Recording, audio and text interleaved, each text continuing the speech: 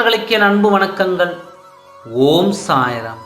என் அன்பு குழந்தையே, முதல் முறையாக உன் துணையை இந்த கோலத்தில் காணப்போகிறாய். யாருடைய வாழ்க்கையாக இருந்தாலும், அதில் யாராக இருந்தாலும், நம் வாழ்க்கையின் எல்லை இதுதான்.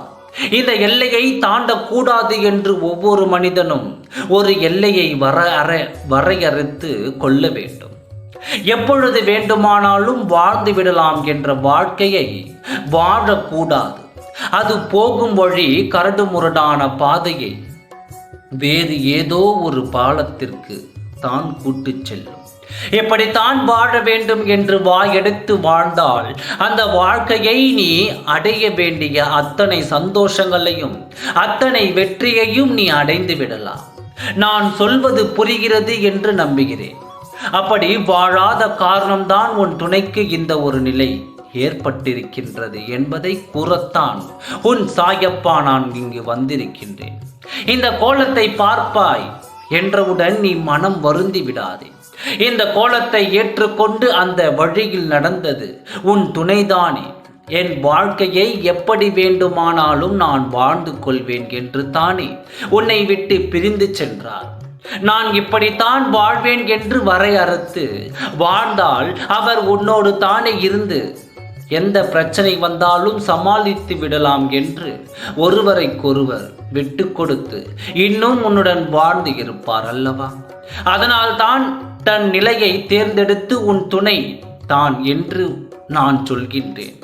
இப்பொழுது அவருக்கு வந்த நிலையை தேர்ந்தெடுத்ததும் அவர்தான். நீ அவருக்காக எத்தனை முறை வேண்டிக் கொண்டு இருப்பாய்.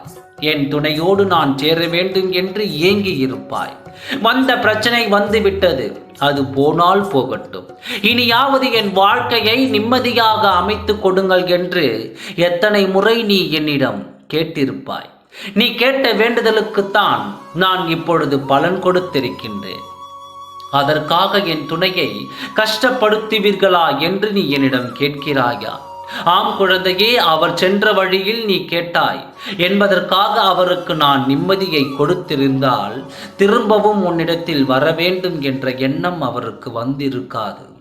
புரிகிறதா என் குழந்தையே? இந்த வழியில் அவருக்கு கஷ்டங்களையும் வேதனைகளையும் இது போல ஒரு சூழ்நிலையை கொடுப்பதால் தான் இதற்கு முன் உன்னோடு வாழ்ந்த வாழ்க்கையை அவர் நினைத்து பார்த்தார். அதற்காகத்தான் இந்த கஷ்டம். இந்த கஷ்டத்தை பார்த்து நீ சந்தோஷப்படுவாயா என்று என்னிடம் நீ கேட்காதே. நீ சங்கடப்பட்டாலும் சரி, கஷ்டப்பட்டாலும் சரி, இந்த சூழ்நிலையை வந்தால் மட்டும்தான் உன் துணை திருந்துவார் என்று நான் நினைத்தேன். இந்த சூழ்நிலையை கொடுத்தால்தான் திரும்ப உன் துணை இந்த தவறை செய்ய மாட்டார் என்று நான் நினைத்தேன். உன் வாழ்க்கையில் நீ எடுத்த முடிவுகள் உனக்கு நிலையானதாக இருக்காது. உன் சாயப்பா உன் வாழ்க்கையில் எடுக்கும் எந்த முடிவாக இருந்தாலும் அது உனக்கு நிலையானதாக சந்தோஷமாகத்தான் இருக்கும் என்பதை நீ முதலில் நம்பிக்கையோடு கேட்டுக்கொள். அப்பாவின் வாக்குகள் ஒரு நாளும் பொய்க்காது. இதை நான் நடத்தி காட்டியே தீருவேன். அதுவும் வெகு நாட்கள் ஆகிவிடுமோ என்று வேதனைப்படாதே. கூடிய விரைவில் நான் உனக்காக நடத்தி கொடுப்பேன். மகிழ்ச்சியாக இரு. நல்லதே நடக்கும். ஓம் சாய்ராம். நன்றி, வணக்கம்.